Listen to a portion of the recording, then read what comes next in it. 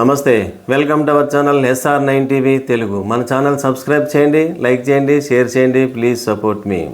మొన్న జరిగిన వెస్టిండీస్లో జరిగిన 2020 వరల్డ్ కప్లో భారత జట్టు జైత్రయాత్రను కొనసాగిస్తూ లీగ్ దశ నుంచి సెమీఫైనల్ వరకు ఓటమి తెలియనటువంటి జట్టు అన్ని మ్యాచ్ల్లోనూ వరుస విజయాలతో ఫైనల్స్లో చేరి ఫైనల్స్లో పటిష్టమైనటువంటి సౌత్ ఆఫ్రికాను కూడా ఓడించి విశ్వ విజేత కాగలిగింది. 17 సంవత్సరాల తర్వాత T20 వరల్డ్ కప్లో విశ్వ విజేత వరల్డ్ కప్ సాధించినటువంటి భారత్ క్రికెట్ జట్టుకు ఢిల్లీలో అపూర్వమైనటువంటి ప్రజలు, క్రికెట్ అభిమానులంతా అపూర్వమైనటువంటి స్వాగతం పలికారు.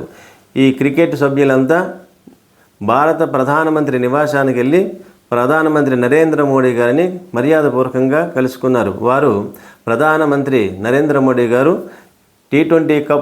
T20 వరల్డ్ కప్ను సాధించినటువంటి ఇండియా క్రికెట్ సభ్యులందరినీ అభినందనలు తెలియజేశారు.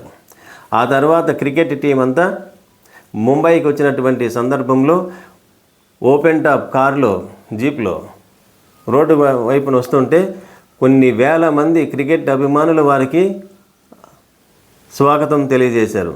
వాంఖేడే స్టేడియం అంతా కలయిదిరుగుతూ అభిమానులందరికీ అభివాదాలు తెలియజేసింది క్రికెట్ టీం అంతా. అదే సందర్భంగా BCCI వారికి 125 కోట్లు, అంటే వరల్డ్ కప్ సాధించిన సందర్భంగా క్రికెట్ సభ్యులందరికీ 125 కోట్ల నజరానా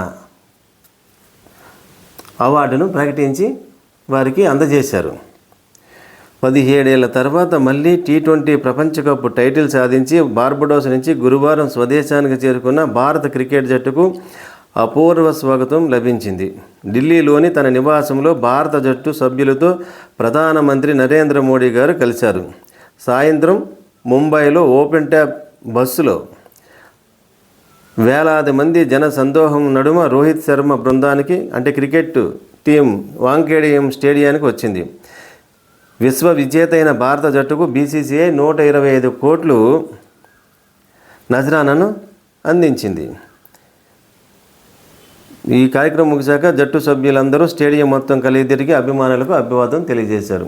వారికి కూడా మనమంతా మళ్ళీ SR9 టీవీ తరపున వారికి అభినందనలు తెలియజేస్తున్నాం. మన ఛానల్ సబ్స్క్రైబ్ చేయండి, లైక్ చేయండి, షేర్ చేయండి. Please support me.